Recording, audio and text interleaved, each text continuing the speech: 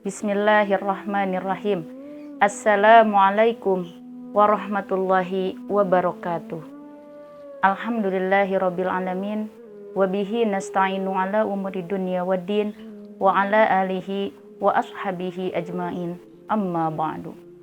Rabbi shrah li sadri wa yassir li amri wahlul 'uqdatam min lisani yafqahu qawli. Al-ayah sadaqallahul azim. Sahabat-sahabati yang dirahmati oleh Allah Subhanahu wa taala, alhamdulillah hari ini kita masih bisa melaksanakan ibadah yang suci, yaitu ibadah saum di bulan suci Ramadan ini. Sesungguhnya ibadah itu ada ibadah mahdhah dan ibadah ghair mahdhah. Salah satu pengabdian kita kepada Allah Subhanahu wa taala adalah dengan berpuasa di bulan suci Ramadan ini. Sahabat-sahabati yang dirahmati oleh Allah Subhanahu wa taala, izinkan saya perwakilan dari PAC Singaparna untuk menyampaikan hikmah dari zakat fitrah. Hikmah dari zakat fitrah itu ada 3. Yang pertama adalah untuk pensucian, sesuai dengan sabda Nabi Muhammad SAW yang diriwayatkan oleh Abdullah bin Abbas. Beliau bersabda, sesungguhnya Rasul Muhammad SAW telah mewajibkan kepada umat muslim untuk berzakat fitrah di bulan suci Ramadan, yaitu untuk mensucikan barang-barang atau harta bendanya, mensucikan dirinya, dan untuk memberikan makan kepada fakir dan miskin.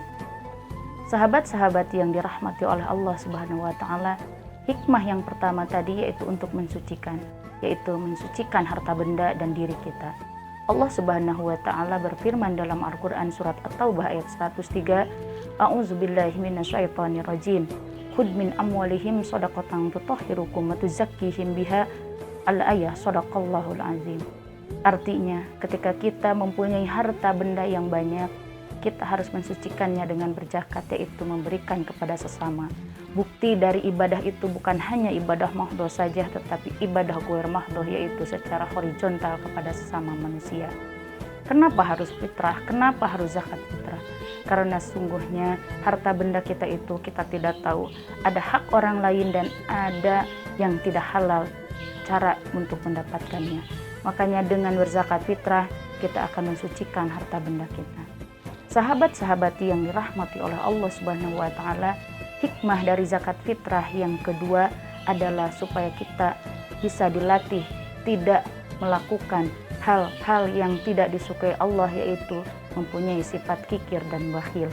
Karena sesungguhnya sesuai dengan firman Allah Subhanahu wa taala dalam Al-Qur'an surat An-Nisa ayat 37, orang-orang sombong itu adalah orang-orang yang kikir dan bakhil. Orang-orang sombong itu adalah orang-orang yang mengajak kepada orang lain untuk melakukan hal-hal kikir dan bakhil. Sahabat-sahabati yang dirahmati oleh Allah Subhanahu wa taala, dengan berzakat fitrah kita bisa melatih diri kita, menghindari diri kita dari sifat-sifat setan seperti itu.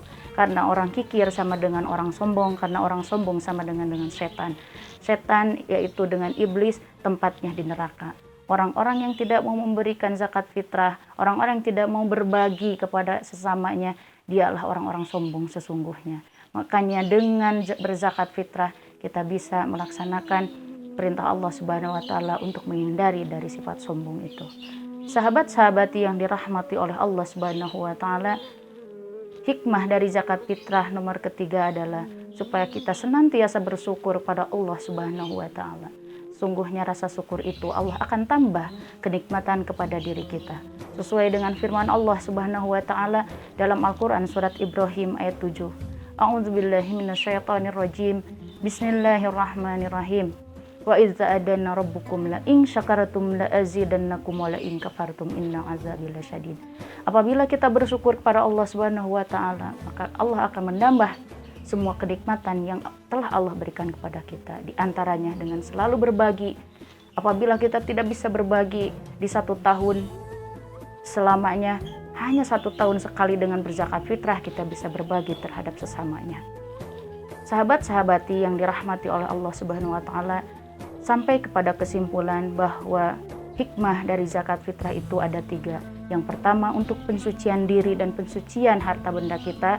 Yang kedua untuk menghindari rasa kikir dan bakhil dalam diri kita. Yang terakhir adalah untuk menumbuhkan rasa syukur kita kepada Allah Subhanahu wa taala. Wallahu a'lam. Wallahul muwaffiq ila aqwamit thoriq. Wassalamualaikum warahmatullahi wabarakatuh.